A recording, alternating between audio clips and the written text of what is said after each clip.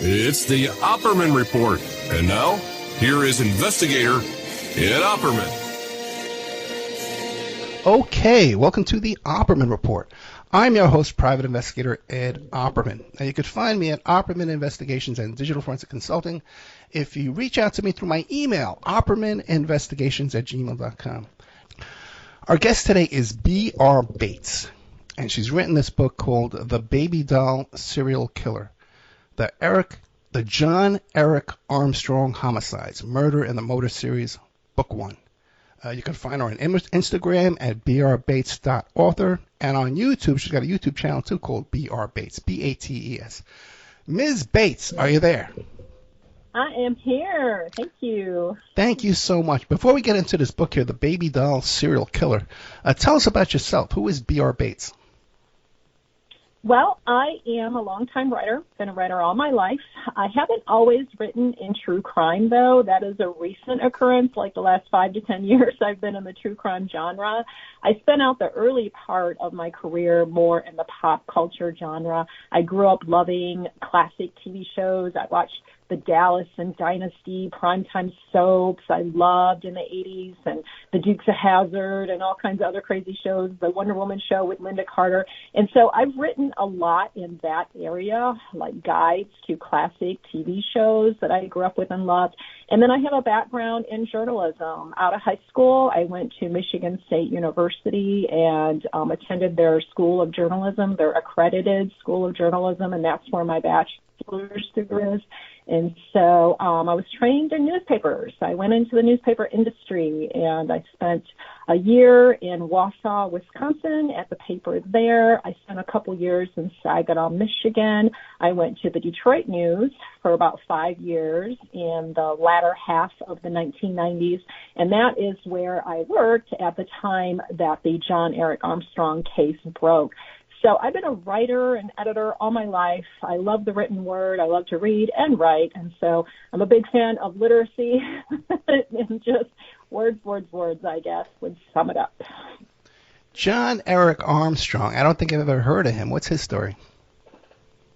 He is a convicted serial killer who was operating in Detroit in 1999 and 2000, but he's not originally from Michigan. He is originally from North Carolina, a city called New Bern in North Carolina, and in the early 1990s, he enlisted in the Navy, and he was aboard in a ship called the Nimitz that a lot of people are familiar with, the USS Nimitz. And all through the 90s, he was aboard the Nimitz with the Navy. And then he and his future wife, they did get married when they were discharged from the Navy. I think that was 1998. They spent a year in Virginia. Then they moved to Michigan, and that is where he came on the radar in Michigan. He started killing people. We know that he attacked at least 10 people in Detroit, in the city of Detroit. 5 of them survived, and 5 of them did not survive. And so he was convicted, and he is currently incarcerated in Jackson, Michigan at the G. Robert Cotton facility. Okay, so you say 5 survived. That's like 50-50, right? So what was his attempt? What was his method of killing people? He's not too good at it, right? Yeah, well... well, they say practice makes perfect, all right? Right. They say that serial killers, they, like the first couple times they attack, they're not as good at it. They do sort of hone skills, I guess, from what I can gather in my own research. And we don't know when he began, though. That's the curious thing. We actually don't know when his first murder is, because when he was arrested in Detroit, he made allusions to perhaps a first murder from back when he was in North Carolina as a teenager. And I tend to think that he was young the first time he killed. But the thing was, when he was arrested in Detroit, he confessed to killing people while he was in the Navy in the 1990s at ports all over the world, not just Hawaii and Washington State and Virginia and the U.S., but also Singapore and Hong Kong, all these different locations around the globe. Thailand was another place he confessed. Let's see. I'm looking at my list here. Hong Kong, Singapore, Thailand, and then some other places in the U.S. where he confessed to murders, but we haven't really corroborated any of those other confessions with an actual murder. So I said an awful lot. I hope I answered your question. Yeah, you did. You're fine. You're fine. Your Honor, instruct the witness to answer. But what do you call it? You said that he was in the Navy like 92, but the first recorded murders were 93. Well, what about these ones he claims he did overseas? Was there any investigation done to check that out? Yeah, that's the sad thing. You know, he was arrested in Detroit in April 2000. And they got him to start confessing, and he confessed for several hours, and he made confessions to all these other 1990s Navy murders. And then NCIS got involved. The Detroit police were on the case. They were investigating. And so they had formed a task force. Before they arrested him, they had formed a task force, and that included some FBI involvement too. But then NCIS, once it became clear that he was confessing to these other murders in other jurisdictions everywhere around the world, NCIS came in and they started investigating, and they did contact these other municipalities. They contacted like FBI people they had at field offices and these other places, and they contacted the actual folks themselves at the, like, say, Thailand or Singapore, and nothing really came of it. And, you know, Armstrong's victims were almost all prostitutes, and so sex workers. So that is a big thing, that when you're talking Singapore or Thailand, you know, do they really care about a sex worker that ended up dead in a motel room, you know, back in the 1990s? I don't know, but nothing ever came of it. They all pretty much came back to NCIS with, no, we don't find any unsolved murders that fit that time frame that he said, you know, the time frame that the Nimitz was at port. So sorry, you know, that's basically what happened in almost all those cases. Yeah, a lot of times these women, they'll be under the control of other people. You know, their movements and their freedom is under control. So that person doesn't want to report a death. That's the last thing they want to do. Or cooperate with a police investigation to the missing worker, you know. Yeah. But the question that you didn't answer, I'd like to return to it. Because I asked you, I write down the questions. I asked you his manner of murder. Like, was he stabbing people, strangulation? What was he doing that he was failing half the time? Yes, definitely. Right. That was the question. Strangulation was his MO. He did carry a knife with him. Now, at least 3, maybe 4 of his 5 survivors in Detroit remembered seeing a knife. He would wield a knife to threaten and to subdue. That's what I gather from hearing them talk about it. But he was a strangler, and with his bare hands, not with objects, really, with his bare hands. Oh, that's fascinating. Because you would think, a normal person would think, okay, I'm doing it with my bare hands. It's not working out. Let me try a tool, you know. But I guess he was getting off on the, intimacy, you know, using his own hands. Yep. There was mention of that. There were some weird things that were mentioned that he said, you know, after he was arrested. And some of them really caught fire in the media at the time because they were unusual. Like he said in at least one of his confessions that as he was strangling, as he had his hands around the woman's throat, he saw the face of his father, and he claimed that his father was abusive. There's question of that. There's really a lot of doubt in my mind that any of that happened, because I've spoken to his half-brother who went on to live with their biological dad and said, no, there's no way that ever happened.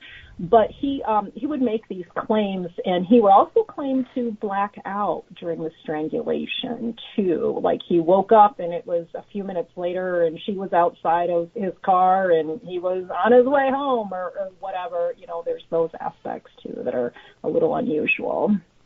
What about this business? But he had a younger brother who died of sudden infant death syndrome. Any examination of the circumstances around that to find out what was, because he was about 8 years old when that happened. Yeah, he was 5 years old. Okay, at the time that Armstrong was arrested in Detroit in April 2000, between the time of his arrest and the time of his trial, it was like several months to a year. He was communicating with a freelance writer who was doing a piece for what was then Details magazine. It doesn't exist anymore, but I did find a copy of the story that this person wrote, this writer whose last name was Gray. I think it was Kevin Gray. he wrote a very long story about the case, but he communicated with Armstrong in prison, and he claims to have a letter from Armstrong that talks about the baby brother and really drops a bomb about it, because, and that is something that does raise people's suspicions. I've noticed when it's been mentioned online, like in a podcast or a news report or something, people say, did he kill his baby brother?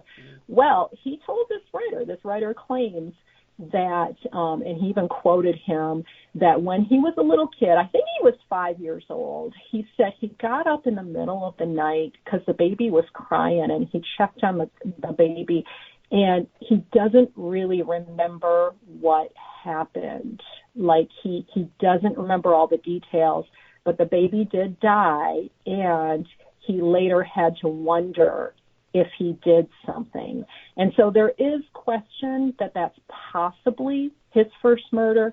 There's also, he made reference to Detroit police after he was arrested. He made reference to maybe a murder when he was a teenager, like I said, before he joined the Navy in North Carolina. So there's a lot of question around that. There's different possibilities. But, yeah, the baby brother is a very interesting aspect. I did speak to someone who knew him in North Carolina, someone who knew him very well when he was growing up, and she said there was a rumor around town. And this, of course, I'm repeating this third hand, fourth hand, so please, keep that in mind. But there was a rumor around town that there may have been something about the baby brother and him, some connection there. So it's creepy. Yeah. So we know about this stint in the Navy here, but was he employed after the Navy, prior to the Navy? Yeah, when he and his wife were discharged from the Navy, they did spend several months in Virginia. The ship had come into the port at Norfolk, and they were doing some maintenance on the Nimitz, and so the ship was going to be there for a while, docked there. And so they were there for a while, I think, while they were still in the Navy, and then they were discharged. And he looked into law enforcement. It is a cliche also that serial killers tend to have an interest in law enforcement, and he did apply with the local police there. It didn't go anywhere.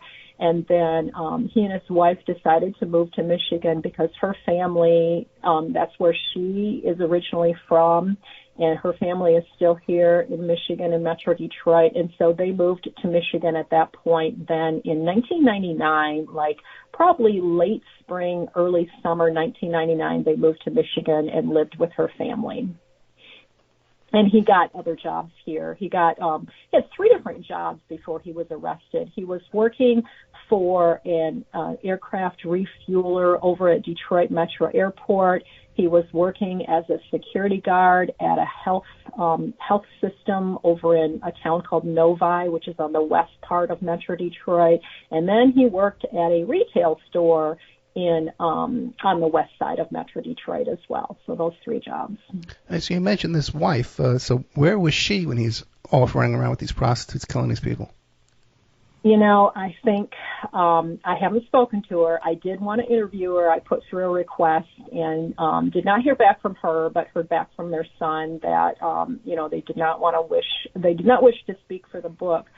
But I really would have loved to have talked to her. But I really feel, based on my research and the people that I talked to that knew them, that she was blindsided. He was getting out of work at the store at 10 or 11 o'clock at night. And he would drive around. He would cruise Michigan Avenue in Detroit, which is a heavy, heavy prostitution area.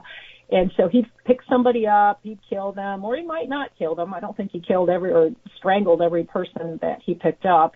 But he'd pick up somebody, and then he would go home, and she would be sleeping, from what I could gather. She'd be in bed sleeping, and so she might not have been aware of when he came in, but I don't really think that she knew what was going on. So it's a lot like he was living a double life in that way. It sounds astonishing, but wow, I think a lot of these serials do lead double lives. But I think a lot of times, too, the wives know and the people around them know. As many said. I don't know about this particular case, but You really have to the double wonder. life theory is one theory, but sometimes it's happening right under the same roof, like Rodney Acala hit him and his mother lived in this tiny little apartment. Man, come on. How could she not know? I know.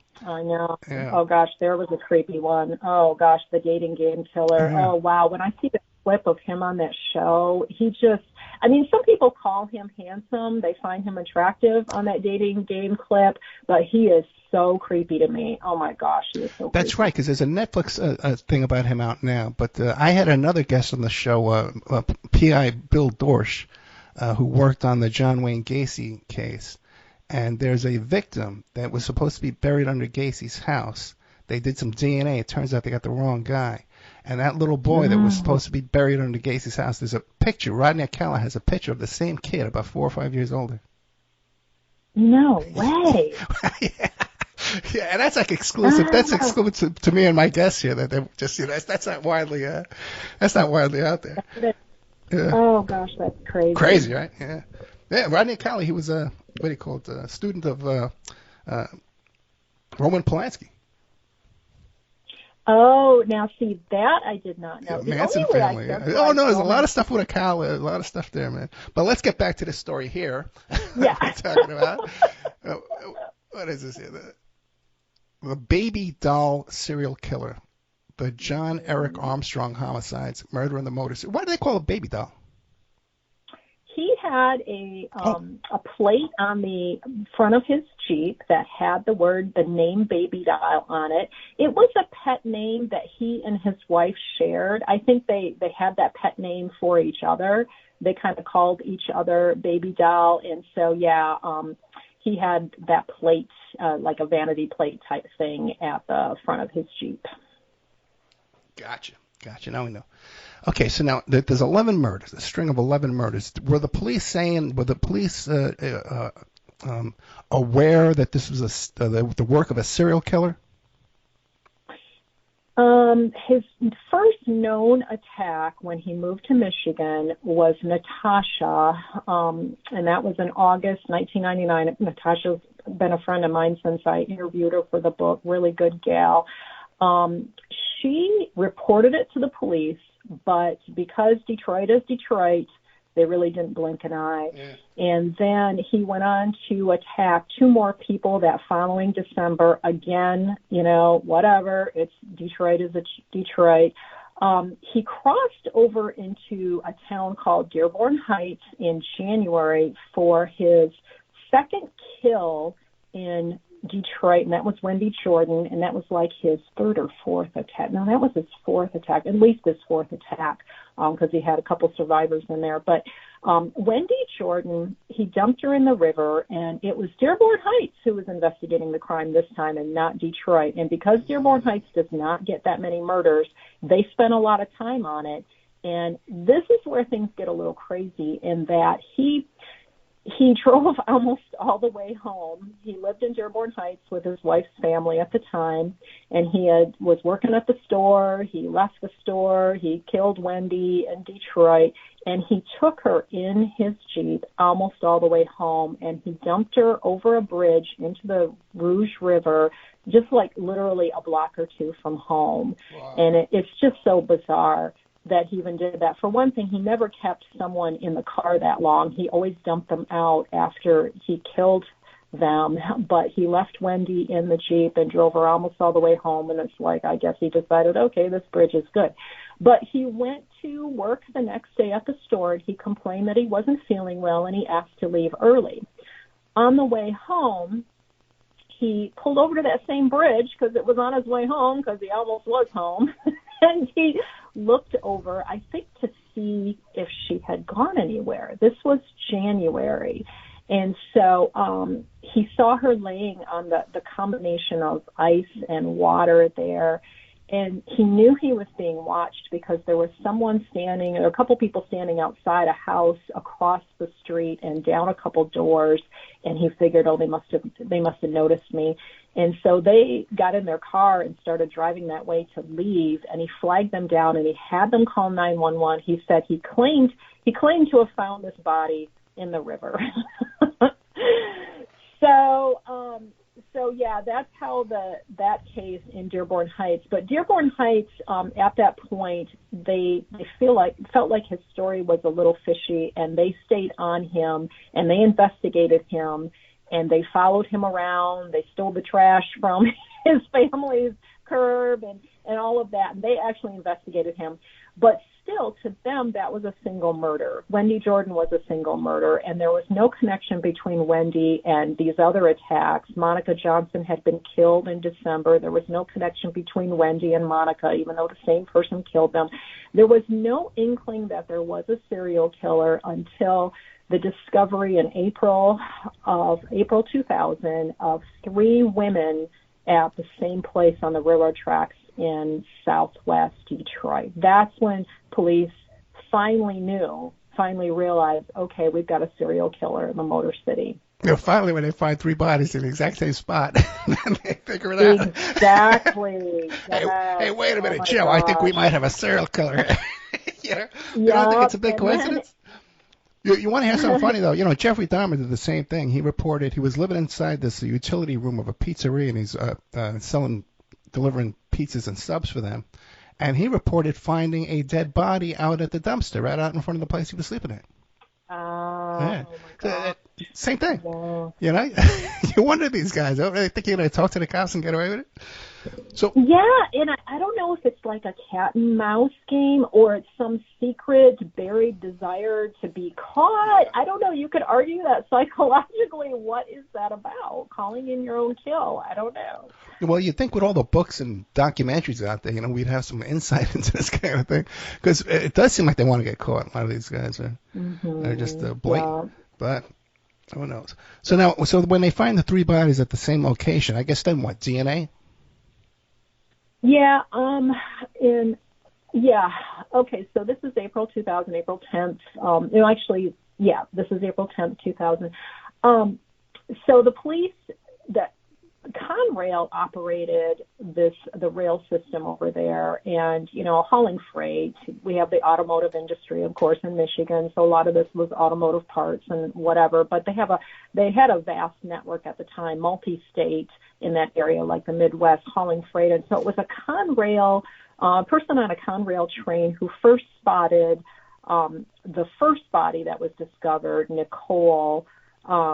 They spotted a body in the railroad tracks, so they called the Conrail police first per the protocol, and then they called in the DPD, Detroit Police, and so Detroit Police arrived, and then one by one they discovered the other 2 bodies, which were a little less obvious.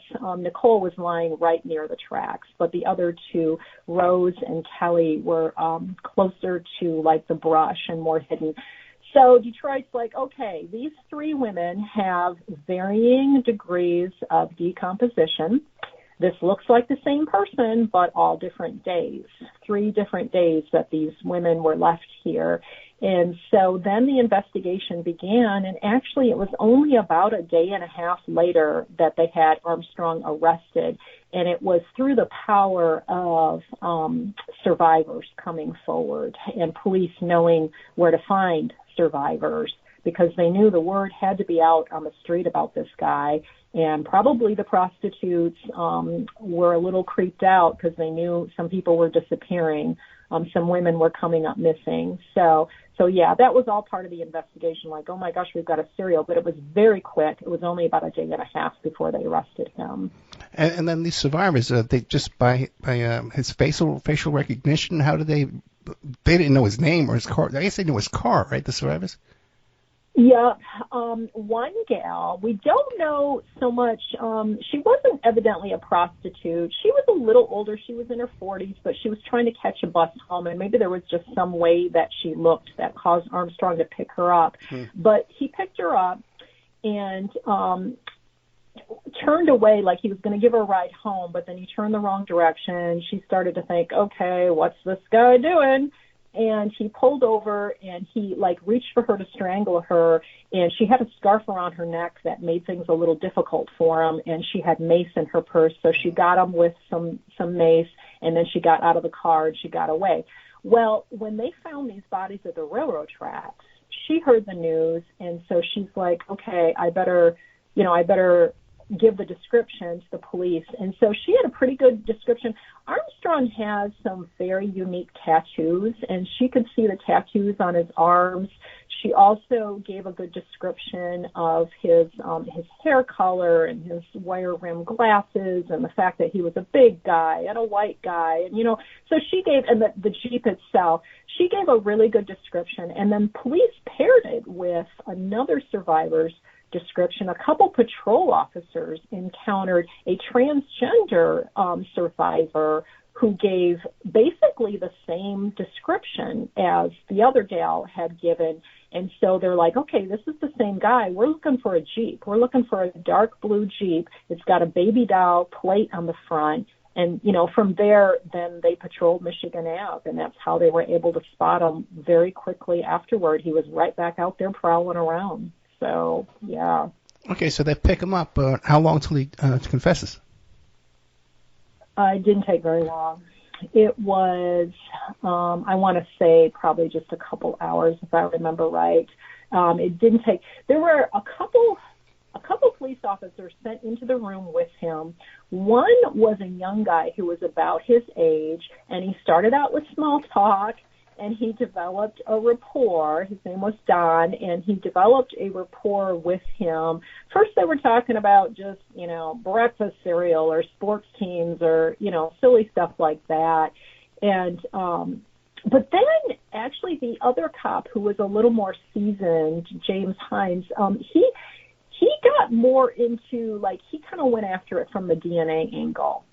And he started talking about DNA and how if there was DNA on those females, they would be able to hook him up with these crimes. And that's how they finally broke him and got him to, okay, I did it. I'll tell you about all of it. And then he just started making confession after confession. So he never asked for a lawyer? He did not. Mm-hmm. It was a little weird. When Dearborn Heights questioned him as a witness, quote unquote, to the Wendy Jordan discovery under the British, yeah. He started getting nervous when Dearborn Heights was questioning him because he could tell they were very suspicious of him. So he contacted his family back at home, and the family sent in a lawyer to help him at the station, but he wasn't actually a criminal attorney. He was more like another kind of lawyer, right. Like a family friend who was not really a criminal attorney. But in Detroit, he did not ask for a lawyer. He just confessed alone. So, yeah. To back up, now these women that he strangled, was there also sexual abuse or battery in those cases too? He did not batter them. He generally picked them up, agreed on a transaction with them, most of them. Agreed on a price, and then I think they did carry out, in most cases, they did carry out their transaction, and then it was either during the act or right after the act that he started to strangle them. Fascinating. And was the wife aware that he frequented prostitutes, at least? That is a good question that I actually had not heard come up before. He was in the Navy, and it's what the guys did in the Navy. I think they took shore leave. They took liberty, as they called it. They took a little boat over from the Nimitz to the shore, and they cut loose. They're sailors. There's the cliche. It's a whole cliche. They're over in Singapore, and it's let's go wild. Let's go to the bar and get drunk or whatever. I would think that she would have been aware of that. They only met later in the 90s, 97, 98, when I think they got married in 98. So they probably met 97, but they met aboard the Nimitz. So she had to have known he was a sailor, and, right. That's kind of part of the whole thing. So I would assume so. But as far as being in Detroit and living there in their new life, living with her family and getting new jobs and getting a new life post-Navy, I don't know if she really knew he was prowling around at night. I think he gave an excuse, like I had to run out to the drugstore and get some aspirin or something. I thought I heard reference to that from one of the people that I interviewed for the book. So it's a maybe she knew. I don't know if she knew he was getting prostitutes. And you said they were living with her family? Yep, they were staying. That always like surprises me too. You know, like you marry a woman and you go live with her family. Like, how does that work? You know? Yeah, and I assume it was like a temporary situation while they were getting their bearings in Michigan and establishing, their jobs and all of that.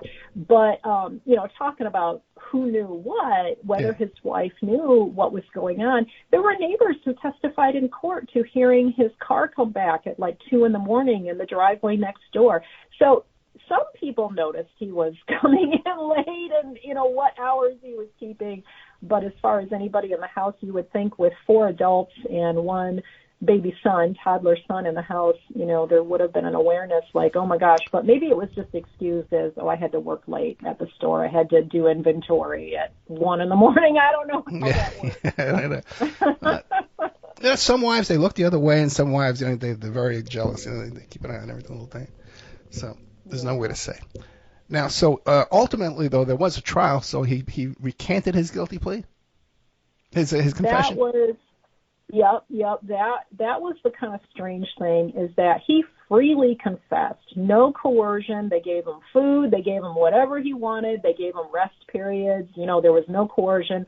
Every confession, they had him sign separately and attest that, yes, I am freely given this confession. But then when he hired a lawyer and it came time to go to trial, nope, I didn't kill any of these people.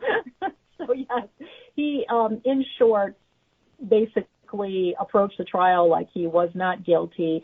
And the first trial that happened, there were only 2 trials that happened, and then he pled out on the rest of the charges. But the first trial was for the murder of Wendy Jordan, who was the second person killed in Detroit. The second trial was for Kelly Hood, who was one of the 3 women found at the railroad tracks. But for the Wendy Jordan trial, the first, his lawyer did present him as innocent. He did not kill Wendy Jordan. I think he was basically taking the approach, yeah, you found DNA of his inside of Wendy because they did do something that night. He picked her up. They, carried out a transaction, for lack of a better term. But then she was perfectly fine. When he left her, she was alive. That's the approach that the lawyer was taking. She was alive when he left? Mm-hmm. So he gets convicted. Was he offered a plea deal? Because I see here he got life imprisonment, so I'm assuming that's life without parole, right? He got Michigan's mandatory life sentence for first-degree murder. He was convicted of first-degree murder for both Wendy Jordan and Kelly Hood. And at that point, he's like, okay, should we go through this another 3 times for the other 3 murders or just plead out? I already got mandatory life.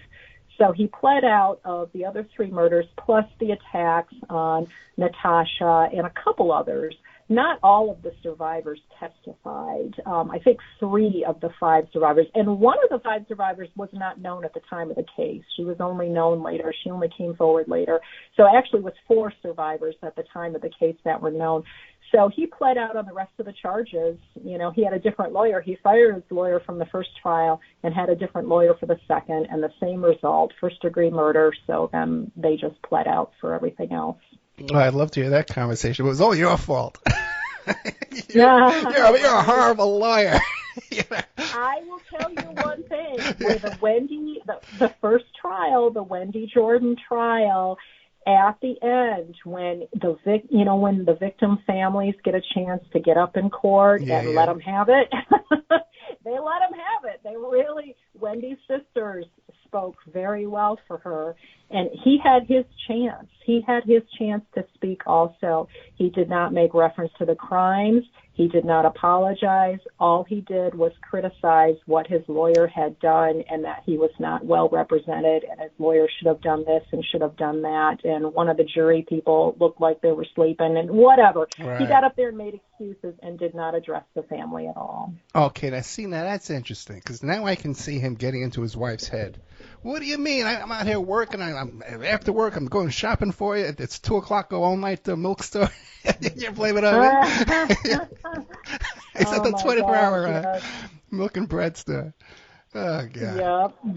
So now he's sitting in prison right now, right? He's still alive. Did you get a chance to talk to him? Yep, I went to visit him a couple times.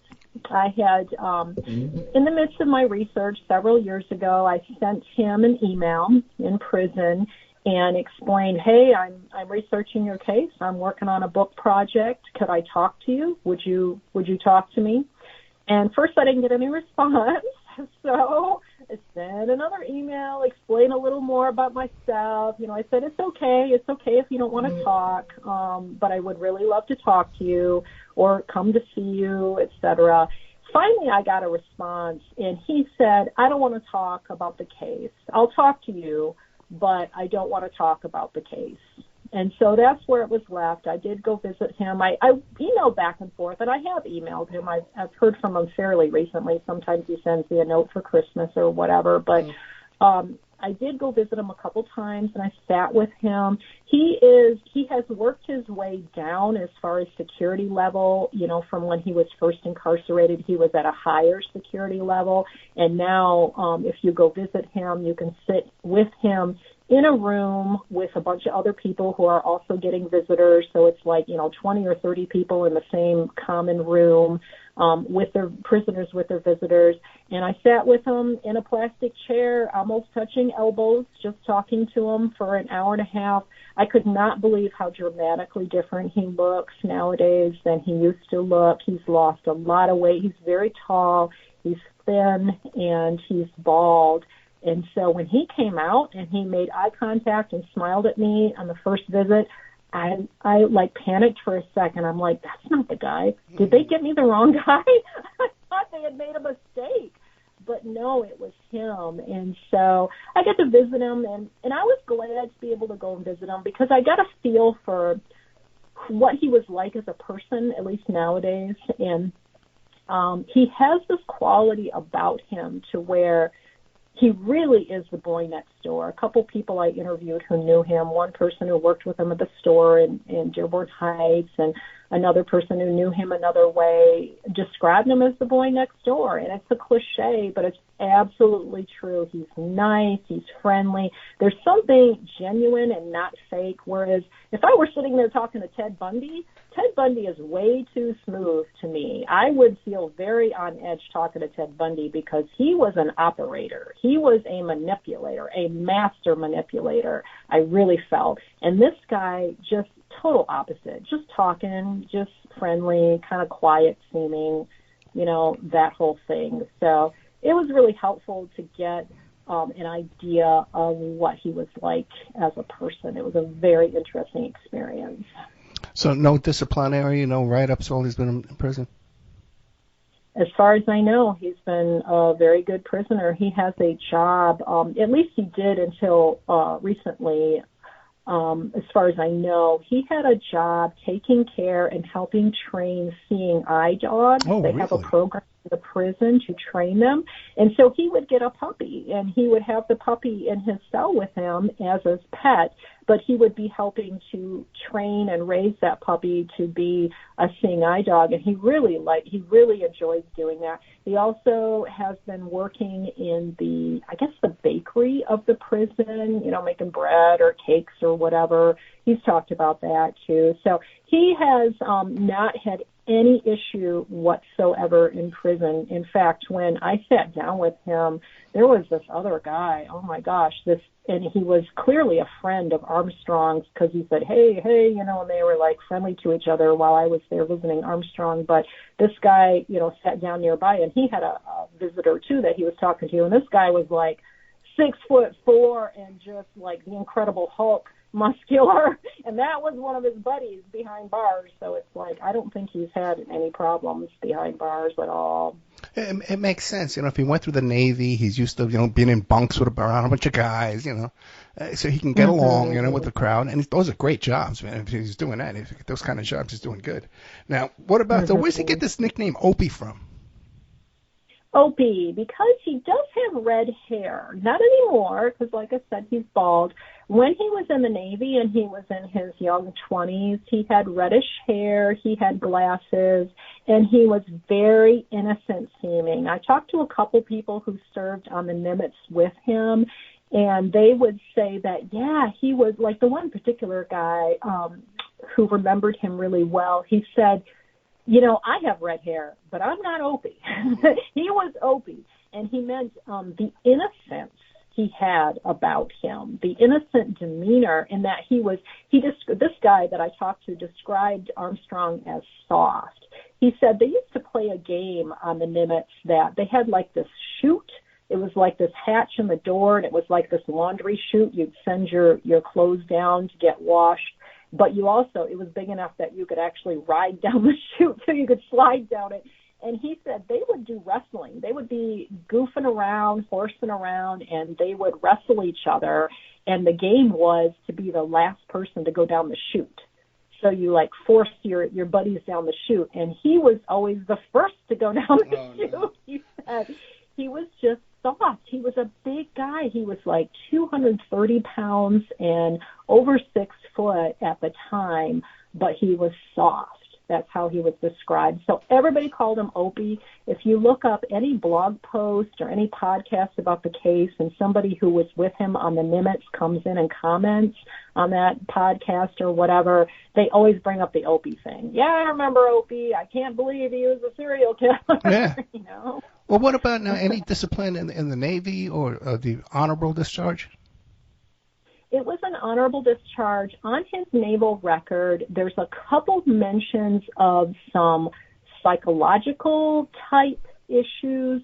He was complaining of migraines. He claimed he had migraines, but that wasn't really substantiated. There was some question in the record of if that was an excuse because he didn't want to do this or didn't want to do that. There was some other things on his record from those Navy years of people he was concerned about back home. I don't remember all the details, but things of a little bit more of a psychological nature, but no discipline, I would say, as far as I know, no real significant note on his record. Well, then let's back up a little bit and go back to his childhood, because I'm looking at Wikipedia here. It says his little brother died in sudden infant death syndrome, okay? Mm-hmm. Which I think that today is taking a lot more suspicion than it was back in the 80s and 90s. And then something that his father left, and then he wasn't able to grieve or receive treatment because he was hospitalized for locking himself in a bathroom because a girl at school was pressuring him to have sex with her. Now, what age would that have been? That would have been like 5, 6, 7 years old? What's going on? No, that was teenage years. He was, Armstrong was believed to have wanted to commit suicide at least 3 different times or tried to commit suicide 3 different times. When he was in Michigan, he was going to OD on medication. And he did, actually. They took him to the hospital. They had to pump his stomach and all that. But when he was a teenager, and I think that story came from his mom in North Carolina was the one who mentioned that he had a girlfriend at school as a teenager, and she wanted to have sex, and he didn't want to, and he locked himself in the bathroom. He did spend some time, according to the mom or somebody who was close to him at the time, he did spend time in a psychiatric facility there in North Carolina for that. Related to that. So in 1989, he was committed, right? Just for a weekend, maybe 72 hours, whatever. But he wound up in a psychiatric institution for locking himself in a bathroom because allegedly some girl wanted to have sex with him. That seems like a huge. Did you talk to him about that? No, because I couldn't. He did talk about his childhood. Okay, what did he say? But no, he wouldn't bring up anything like that. No. He skirted around anything that would even come close to controversial topics like that. It just seems so bizarre to wind up, Yeah. in a psych ward, He was a shy kid. He was described as a shy kid by people who went to school with him. And he definitely would have been what you would consider socially awkward at the time. So I think that played into it as well. And I guess all those prostitute murders helped him break out of his shell, right? Oh, my goodness. Yeah, right?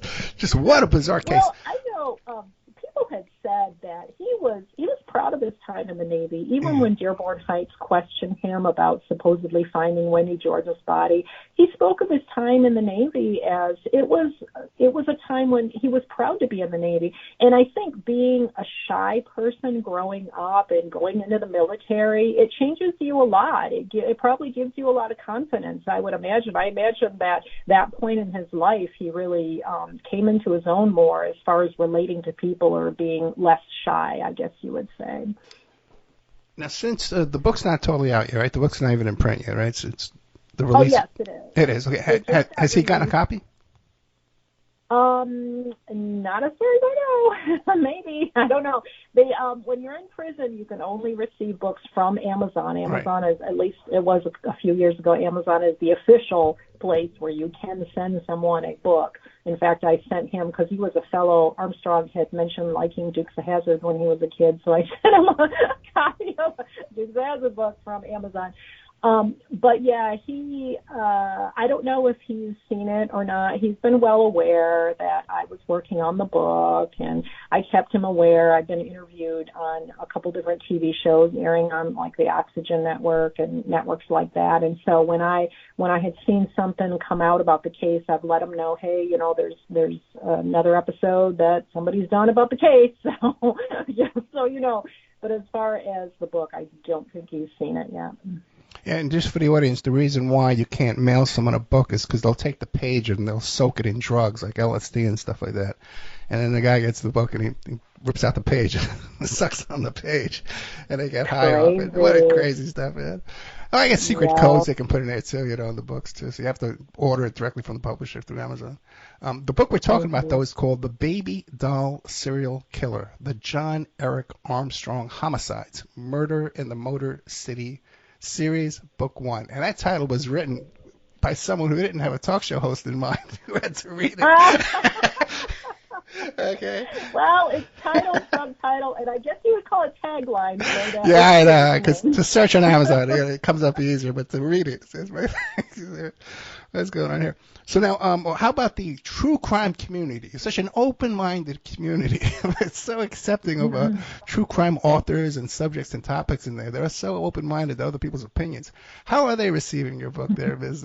B.R. Bates? It just came out as of the time that we're recording this. It came out a little over a week ago, and it's got some ratings. It's got some ratings on Amazon. It's got some ratings on Goodreads. I pray that it will be well received. I never know. You never know, because Amazon is just full of different ideas and different reactions to books. You just never know what you're going to get. I really pray that it'll be well received. It was a lot of work, and mainly a labor of love. We don't do any of this to get rich. There's really not. Any true crime author will tell you there's not necessarily any money in books at all. You you approach it as you want to get your content out there. You want to tell a story. You just want somebody to read it. At least I do. I just want somebody to read it, please. So yeah, it's more about that. But yeah, it's gotten some ratings. Most people who get into true crime, it's a labor of love, and but they're just so passionate. The armchair detectives out there are just so passionate about their opinions and their conclusions. But like you said, the review, there's really one review. It's a great review. It says deep dive into the Twisted Armstrong case. Lots of information. So great stuff there. Now, what are you working on next? You gonna just leave this at? You got another one coming up? Well, my same publisher, Wild Blue Press, which is amazing. I love them. They are coming out with the second book, Murders in the Motor City, in January, and that is going to be about another Detroit serial who operated a few years earlier in a slightly different area of Detroit. Armstrong hunted on Michigan Ave. This guy hunted on Woodward Ave, the Woodward Corridor Killer. They've called him over the years. His name is Benjamin Tony Atkins. I have to put the Tony in there because that was his street name. But I guess based on my Google alerts, there was another killer who was just arrested, I think in the UK, whose name was Benjamin Atkins, but just arrested in 2024. So do not confuse the two Benjamin Atkins killers. The Benjamin Atkins in Detroit operated in 1991 and 1992. So that's the next book that's coming out in January. Yeah, we got to keep those serial killers straight. We don't want to be confused. I mean, they have similar names. I mean, what chances are that happening? That's crazy. Hey, so we've got about 1 minute left. Is there something you want to leave us with? The million-dollar question of why. You know, I explored it. It drives me crazy at times, even with the Benjamin Atkins case, too, but definitely in the case of Armstrong. I will tell you from talking to him in email and in person, I don't even think he understands where all this came from. And I don't really understand it either, but I hope in the research that I've done, the reader can read the story and draw their own conclusion. I hope that I've provided enough detail for the reader to say, you know, I think it was this or I think it was that, because that to me is the most fascinating aspect of a case like this, is the more psychological aspect. What causes somebody to take human life? Because we don't take human life. We don't cross that line. So what caused him to cross that line? That is the million-dollar question. Yeah, and to get such satisfaction from it and to want to continue doing it. Now, right. What was I going to say? I forgot. I had a good question for you. Oh, his wife and son. Are they? Some of my questions are good. I got to get them out here. What do you call it? Is his wife and son still in contact with him? Did they stand behind him? Nope. No, and you know what? I will tell you what. I don't want to keep humanizing a serial killer. People really don't like that when you look at the human side of a serial killer. But to me, a human being is a human being, and I will tell you that that is a very, very difficult thing for him. That is how he suffers nowadays, is that he has lost all contact with his wife, and he actually has 2 kids. He has a child he's never met. His wife was pregnant. So it is the way he suffers nowadays. You can tell when you speak to him. So who knows? Maybe someday that'll change. I really do hope that will change someday for him. But again, he is a serial killer, so, you know. It's so true. And these women who fell victims to his hands, you know, we refer to them as prostitutes, or street workers, sex workers, whatever, but they were daughters too. They were sisters. They may be mothers. Some of them may have been mothers, you know.